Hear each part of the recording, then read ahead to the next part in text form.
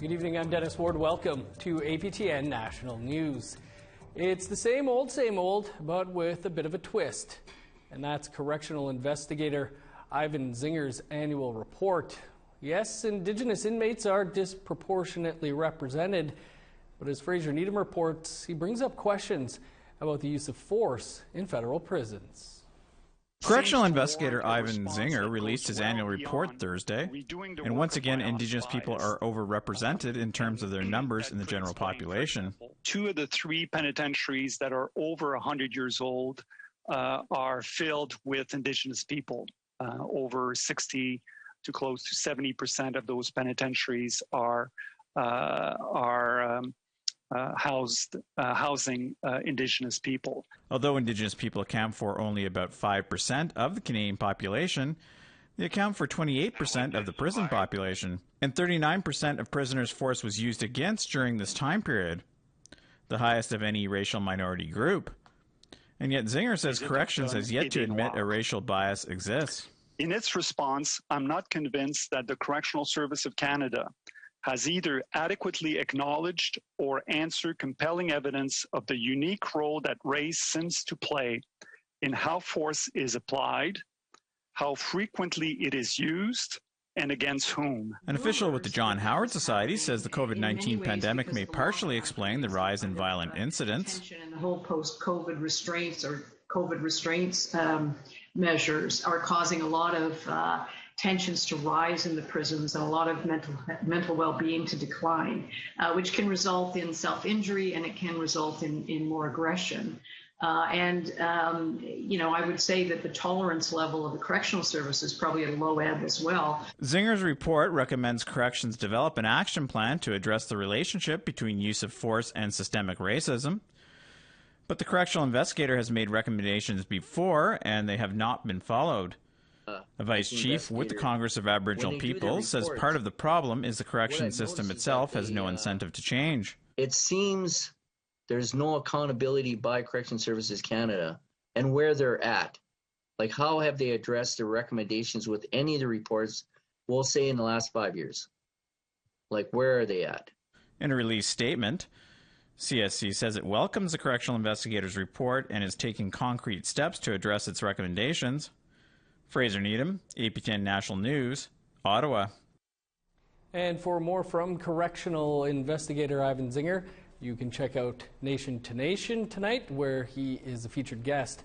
That's coming up immediately following this newscast. The Freedom Convoy protests continue across the country and now include blockades at 4 Canada-U.S. border crossings. Traffic is at a standstill in Coutts, Alberta, Emerson, Manitoba, Sarnia and Windsor in Ontario. In the House of Commons today, the Conservatives called for a meeting with the Prime Minister. Well, Justin Trudeau suggested the Conservatives are part of the problem. It's been almost 2 weeks since the beginning of this impasse. We all want the protests to end and these Canadians to feel like they've been heard and respected. But now critical infrastructure is being restricted. Why? Because of this Prime Minister's failure. I've asked the Prime Minister to meet with me and the other opposition leaders in good faith to try to find a way forward from this impasse. He didn't answer yesterday. He hasn't answered to date. I'm going to ask him again. Will he meet with us? Right Honourable Prime Minister. Mr. Speaker, the Conservative Party of Canada has spent the last 2 weeks endorsing and enabling these blockades across the country. The leader of the Conservative Party and her team have been their biggest champions, even promoting their fundraising. The consequences of these actions are having dire impacts. They're impacting trade, they're hurting jobs, they're threatening our economy, and they're obstructing our communities. I am focused on ending it. I hope the Leader of the Opposition will maintain her current position and continue to call for an end to these blockades. Well, the politicians may be pointing fingers, but there are lots of strong opinions across the country about the convoys. We invited 2 guests to share their thoughts. Melissa Mbarki is a policy analyst with the Macdonald-Laurier Institute, an Ottawa-based think tank. And Doug Cuthand is a longtime columnist at the Regina Leader Post and Saskatoon Star Phoenix. Thanks to you both for joining us. Doug, you wrote recently that this is a protest born out of white privilege, but there are a number of Indigenous people, including Melissa here, who are supportive. How do you see Indigenous support fitting into that narrative? Well, I think we're not a monolithic group, and there's bound to be some support. I've seen lots of warrior flags, even the Haudenosaunee flag was showing there a few times. So, like I say, we're not a monolithic group, and there are people that are going to get involved, and that's their business as far as I'm concerned. Melissa, some people say that the protest at its base is white supremacy. What do you think of that, and do you feel that's a fair comment? I don't think it's a fair comment at all, because when you look at the demographic of truck drivers, you know, it varies. We have a lot of, you know, different groups that are part of this industry, including, you know, my stepfather and my brother who are truckers. So I think that's a very unfair statement, and it's kind of stigmatizing why they're protesting. If all we're focused on is the color of their skin, you know, we're not really looking at why they're there and, you know, what they want to accomplish by being in Ottawa. Let's talk about the police response to this compared to Indigenous-led protests, and it's become fairly undeniable that police are handling the convoy in a hands-off approach compared to, you know, Idle No More, Wet'suwet'en. What's your view on this, Doug? Well, I think that there definitely is a white supremacist trend running through this. They show the odd person of color in news, but basically it's a white man's protest, and it's you know, they're the ones wanting this COVID mandate lifted. I don't see that in Indian country very much at all. In fact, in Saskatchewan, the premier is trying to lift the COVID mandate, and the chiefs are fighting back and saying, no, we're not going to lift it in our jurisdiction. In fact, just before this, I got off the phone, and two of my friends, one is in isolation and the other one has his mother in the hospital. So yes, this COVID is very, very a part of us, and it's premature to start talking about cutting back on the mask mandate and that sort of thing. It's still a very serious issue. Melissa, your thoughts on the police reaction so far here to this convoy as opposed to Indigenous-led protests? I think the police reaction, or any kind of reaction, you know, it stems from what's happening in these protests. So if there's violence happening, you know, they respond to that. If there is, you know, something that's going on that's affecting other people and harming other people, then yes, police will take the proper response for that. So comparing the two protests and saying, well, they're not really acting on this one, but they did on another one, I think that's very unfair, because they act on threats that are happening. And in this last time around, we've seen 500 camp workers in BC locked in, not able to, you know, move in and out of their camp, and the police came. So there is always, you know, they always outweigh the threat and, you know, what the possible outcome will be. And I also disagree, you know, with Doug on these mandates. There are some communities in Saskatchewan who are highly vaccinated, like my reserve. I think we were at 90%, but we didn't get to 100%. There's other reserves that are at 40%, you know, and there's a high number of communities where the vaccination rate is very low. So mandates and restrictions isn't going to, you know, it's not going to change the fact that people aren't getting vaccinated. What's going to change is, you know, bringing in proper measures, masks, personal protective equipment, home tests. You know, these will all help communities and the people who are unvaccinated, and that's what our focus should be at this time. Melissa, some would know that you're pretty prolific on Twitter. Your recent tweet seems to be asking protesters to change how they are behaving, though, staying off critical infrastructure. Do you think there's some anger building over time here in your observation? There's definitely anger out there. You know, I don't think highways should be blocked off for any reason. I don't think railways should be blocked off. I don't think protesters should be showing up at hospitals and schools. You know, there's certain infrastructure where they absolutely should not be. And, you know, if they want to protest, they've done what, you know, we've been asking them before. They're at Parliament Hill. So right now they're an annoyance there, you know, but they're not blocking critical infrastructure like a border crossing. And I think we need to address that now so that future protests, you know, they follow the same rules as, previous ones. And I think saying some are getting off and some aren't, well, that's not the case, because we really haven't had the rule of law in any protests in the last 5 or so years.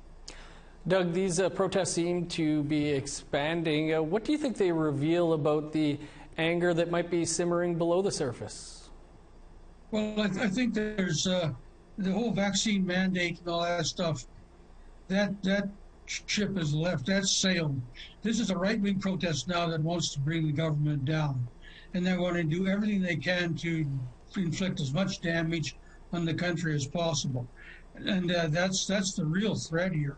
Look at how they're blockading the bridges and the border crossings and so on. It's doing serious damage to the country, to the working class people who they purport to represent. And while they call for freedom, they're certainly not showing any freedom whatsoever in the way they're behaving. There's money in the United States and other places. This is an alt-right wing protest that's gotten out of control, and it has to end. Doug, Melissa, we'll have to leave it there, but I appreciate you both taking some time to join us. Hope we can do it again. Thank you. Thank you. We want to hear your thoughts on the ongoing Convoy protests. Here's how you can continue that conversation. You can send your emails to news@aptn.ca or leave a comment on our website. That's at aptnnews.ca. You can also find us on Facebook, Twitter, Instagram, YouTube, and TikTok. Follow APTN News to join the conversation and see our latest stories. To Quebec now, where the Court of Appeal's ruling on federal child welfare bill C-92 came down this morning. But was it a win, a loss, or neither? Here's Lindsay Richardson with a quick breakdown. The Quebec Court of Appeal's ruling on federal bill C-92 is far from cut and dry. The federal Indigenous child welfare bill came into effect on January 1st, 2020, and was challenged by Quebec for jurisdictional reasons. The full decision, rendered Thursday, is more than 200 pages long, but in the simplest terms. The upshot of the decision is that, the federal government has a role to play and can take this kind of step of setting out, national level measures, and to give tools to First Nations, Inuit, and Métis governments to put their own laws into effect, but reserves to the provinces the ability of essentially having a power or an ability to justify laws that contradict with an Indigenous law in the area of child and family services. Quebec has 30 days to appeal the ruling and have not yet issued a public reaction. Lindsay Richardson, APTN National News, Montreal.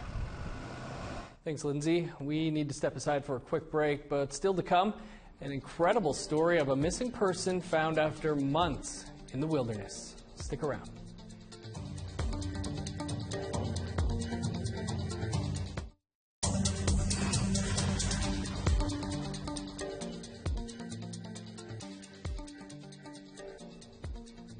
Welcome back.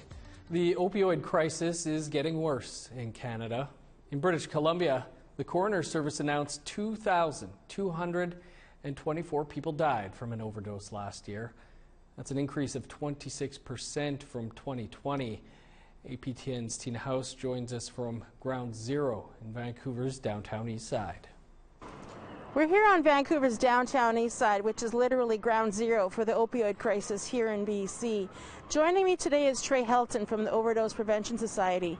Trey, can you tell me a little bit about the situation here on the streets, and has it improved at all? It's not improving. The supply is dangerous right now. It's tainted. It's contaminated with benzos. We're seeing a lot of benzo fentanyl right now, and it's just wreaking havoc. It's putting a huge strain on the healthcare system. It's putting a huge strain on us. We're running out of oxygen some days. Our tanks are always running low. We're effectively a daycare. People laid out along the side, and among other things, people are being assaulted, physically assaulted, sexually assaulted. They're having all their possessions robbed when they pass out on this benzo dope, and it's really horrific. Are you seeing it like 9 times out of 10 cases we're seeing benzo in the drugs down here? It's really 50-50. It's totally a gamble. You're gambling with your life. Wow. Trey, you spent a number of years down here dealing with your addiction as well. Are you okay to talk with us about that time of your life? Absolutely, yes. Okay. Yeah, I lived right there on the sidewalk in front of Insight at 139 East Hastings, flopping around like a fish for about 3 years, using every day. Yeah, it was a nightmare. It was a living nightmare. What was it like for you, and how did you get sober?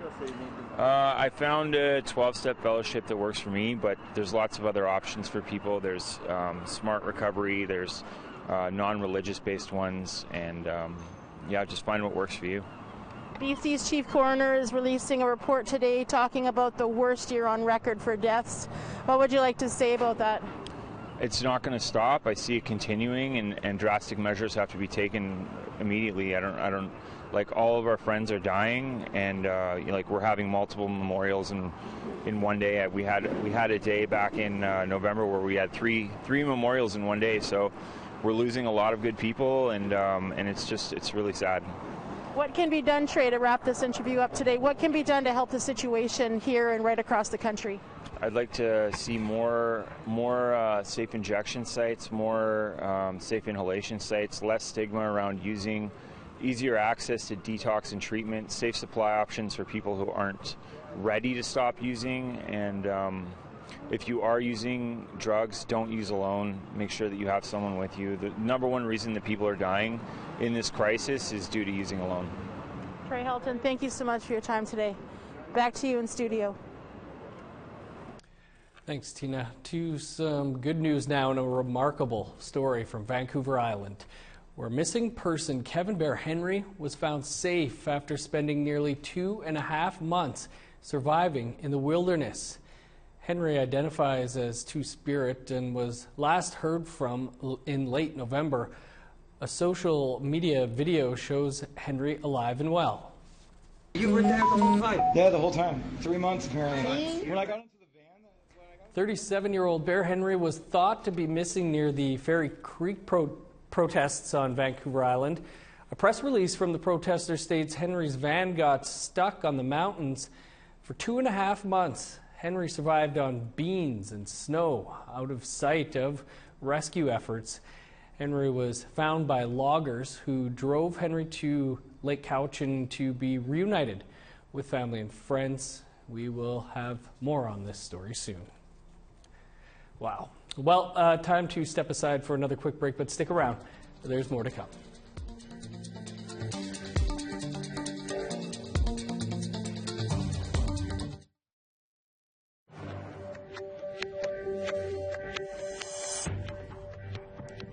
Welcome back.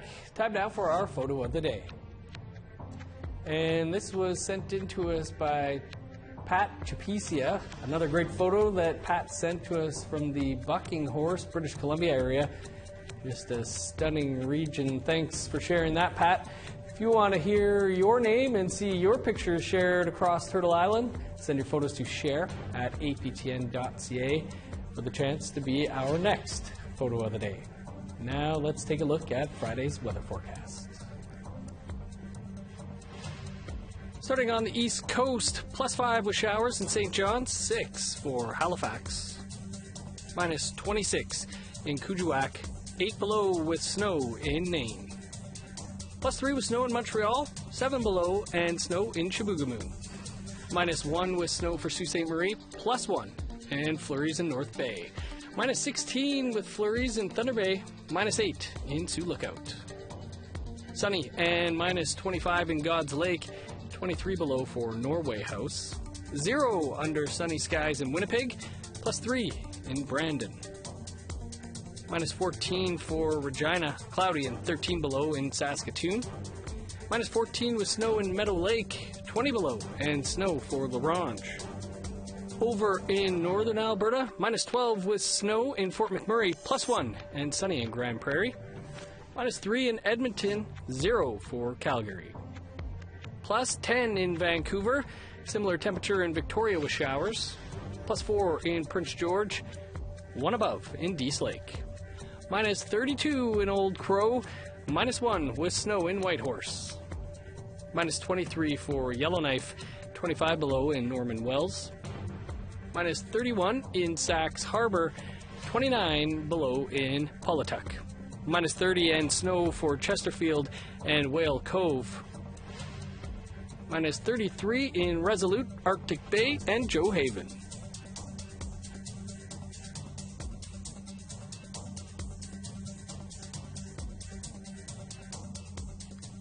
Well, last year's Southwind versus Canada went to the Supreme Court, and their decision could have ramifications for hundreds of specific claims in the future.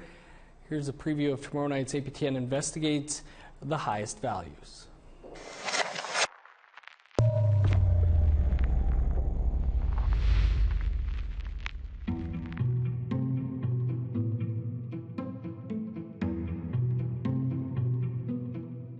The decision dealt a firm blow to the economic theories that had favored the Crown.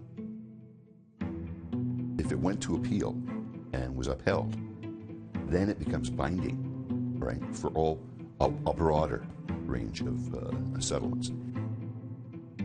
We're talking into the billions of trillions of dollars, aren't we? Certainly billions. Canada has put forward many different models. It's a moving target. They'll try, anything that works. The difference between compounding interest rates and inflation over a 100-year period is truly significant. I asked a bunch of lawyers what they thought the strategy was. I think anybody's guess now. You can't even put a dollar value on that. And that's the unfortunate part, is that in a specific claim, you can't put a cultural value. Like it's priceless.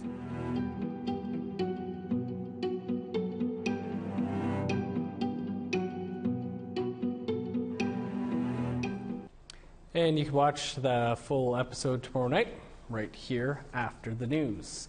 Well, it's Thursday, and that means Nation to Nation will be coming up in a matter of minutes. Here's host Brett Forrester with a look ahead. Thanks, Dennis. The truck convoy is still grabbing headlines here in Ottawa, but tonight we're heading in a different direction.